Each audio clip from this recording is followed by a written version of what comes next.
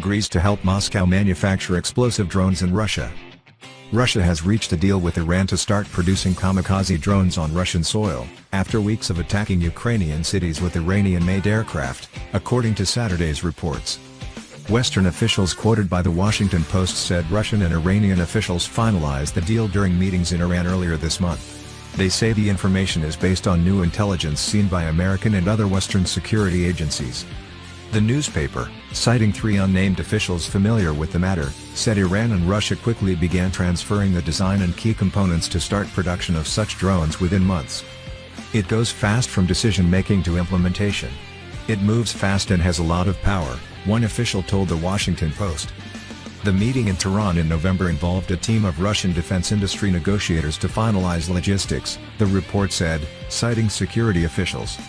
Iran and Russia initially denied the use of Iranian drones in Ukraine, contradicting some Western officials and evidence in Ukraine that suggests the drone's explosive remains appear to match those of Iran's Shahed drone. Tehran later acknowledged sending the drone but insisted it was supplied to its ally before Moscow's invasion of Ukraine in February. Western countries dispute this, saying the first shipments are set for the summer. Russia has slammed drones into Ukraine's energy infrastructure and other civilian targets. According to some reports, Russia's supply of drones is running low and a new deal could solve this problem, ending the need to deliver them from Iran. Several Western countries have imposed sanctions on Iranian officials and weapons companies over the delivery of the drones. Signs of increasing cooperation between Moscow and Tehran have added to concerns over Iran's nuclear pursuit, with negotiations to restore the 2015 deal with world powers all but falling apart.